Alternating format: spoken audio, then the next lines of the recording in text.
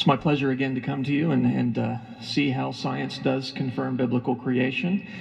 One of the privileges I have as a scientist, I get to see aspects of God's creation that a lot of people don't get to experience, and it's just my joy to share that with others, and so that they can see God's majesty revealed in what He's created.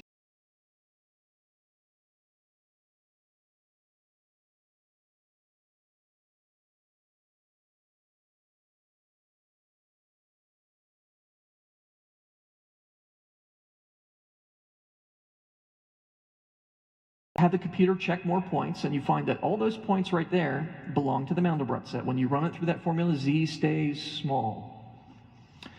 And then the points that do not belong, we'll color those red, or some other color, it doesn't really matter. And so we already checked the point 1. We found that the number 1 does not belong to the Mandelbrot set, so it gets colored red. And had we checked these other points, we would find that they do not belong. And so you see, as you plot more and more of these points, a pattern starts to emerge. What's it going to look like? Well, you have the computer run through thousands and thousands of points. You have the computer check each one of those numbers, and a pattern emerges, and the pattern looks like this.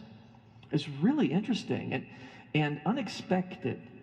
Nobody was expecting that when you made a map of the Mandelbrot set, it would look like that. Remarkable. And so let me remind you again what you have here. It's a plot of the points that do or do not belong to the Mandelbrot set. The points that are colored black do belong. The points that are colored red do not. And I even shaded it, so points that are almost on the Mandelbrot set but not quite are bright yellow. And it'll turn out to have a lot of beauty in it as well. The shape itself is, this is a mathematical plot. I guess we'd expect it would have some mathematical properties to it, but everyone was surprised by the properties it has. The main shape that looks kind of like a heart, that's called a cardioid. And a cardioid is what happens when you take a circle and you take your pencil on it and roll it around another circle of equal size. The shape you'll get is a cardioid. And you can see that, sure enough, the main part of the Mandelbrot set is a perfect cardioid. All the other shapes that are growing off of it are circles. All these perfect circles attached to the perimeter of the Mandelbrot set. And then you see some other features like these little tendrils that grow off of it and a spike over on the left, kind of that juts out. That's kind of interesting.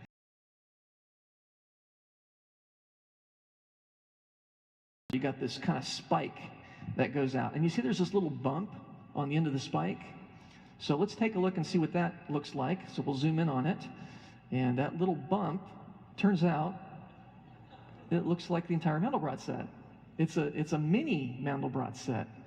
And it's almost identical to the parent, except it's got extra spikes growing off of it. But the basic shape's the same. It's got the cardioid and the circles. And, it has a little spike growing off of it, too, with a little bump. What could that be? Well, let's zoom in on that. And, interesting. Absolutely fat. And it's got extra spikes growing off of it. And that's got a little bud. How about that? Now, of course, you could do that literally forever.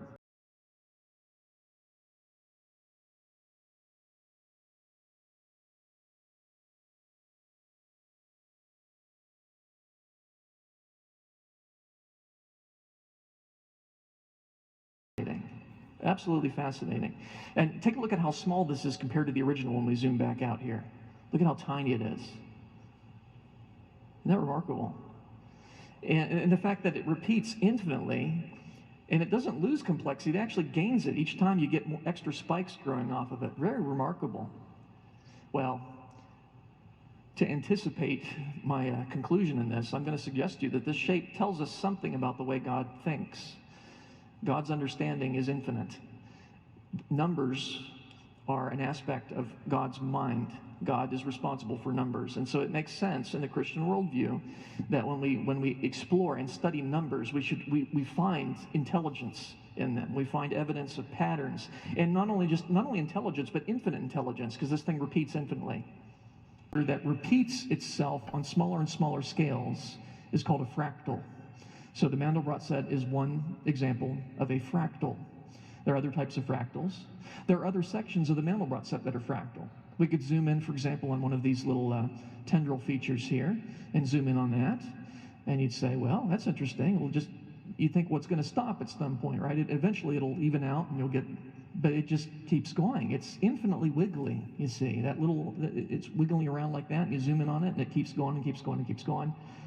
It's just mesmerizing to watch this thing and see the scale here.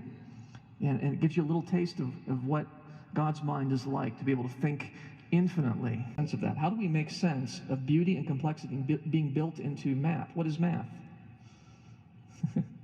Well, math's the study of the relationship between numbers, right?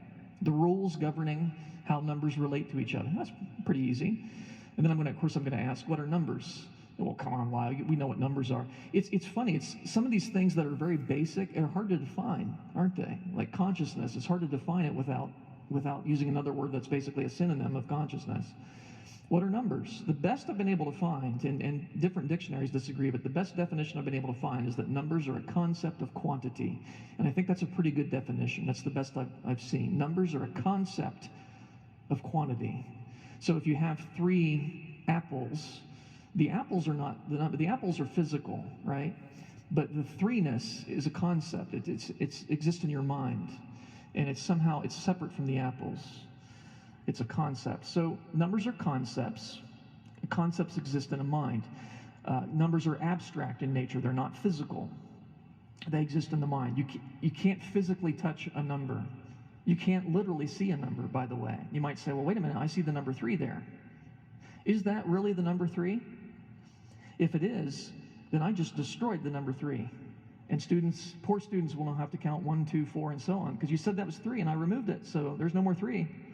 Perfect fractals, the kind we've looked at so far, repeat infinitely. You can zoom in on the Mandelbrot set forever, and you will continually find smaller and smaller versions, baby versions of it. You can do that forever, or until your computer blows up. So perfect fractals repeat infinitely and are only found in the conceptual world of mathematics. Nonetheless, the physical world contains approximate fractals, things that they go so many steps and then eventually they break down into atoms, and atoms are not fractal. But let me give you some examples of these. Snowflakes. Snowflakes have a fractal quality to them. They have that 6-fold symmetry. You zoom in, you still get 6-fold symmetry. You zoom in, you get 6-fold symmetry. These little gems that God sends us from heaven every year, and we brush them off the car, and yeah, they're beautiful, and they're fractal. They don't repeat exactly, but nonetheless, the 6-fold symmetry continues no matter how much you zoom in. And so it's hard to tell the size of a snowflake unless you have something to compare it to, because no matter how big it is, it always looks kind of the same. That's a characteristic of fractals. That stuff that grows on your windows in the winter. I was fascinated by this when I was a kid. I still am. I think it's beautiful. How it grows on your window. Fractal shapes, quite lovely in terms of the way they repeat. They branch and they branch into branches and so on. Ferns are fractal because you see ferns have a stem, and they have another stem growing off of that, and another stem growing off of that, and then the little leaflets and so on. They branch and branch into branches and branch into branches of branches. I even found fractal broccoli, so I guess broccoli is good for something after all. There you go, Romanesco broccoli they call that. And you can see it's kind of a cone-shaped, and then it's got cones growing on it and cones growing on the cones on smaller and smaller scales. It's fractal.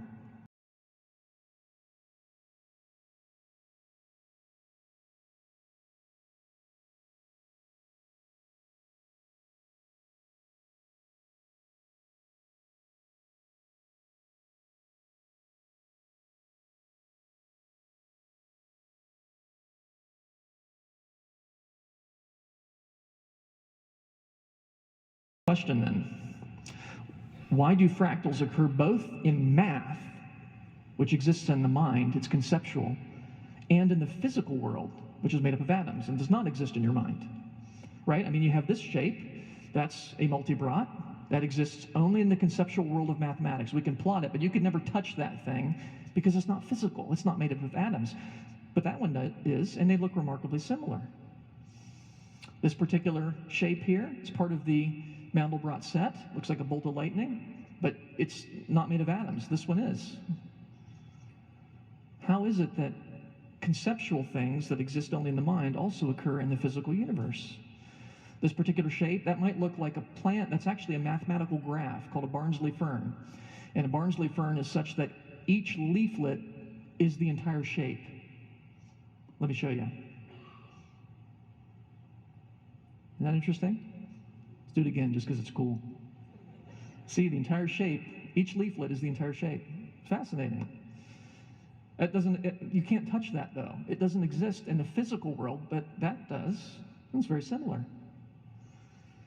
This stuff right here, that's a mathematical graph. That doesn't exist in the physical world, but that grows on your windows. This particular mathematical shape, cones on cones, it does not exist in the physical world, whereas this, unfortunately, does. This particular shape, that's part of the Mandelbrot set. It's a double spiral. You can't see that in a telescope because it's not made of atoms. It doesn't exist physically in the universe, but that one you can see it in a small telescope. The Whirlpool Galaxy, not too far off from the Big Dipper.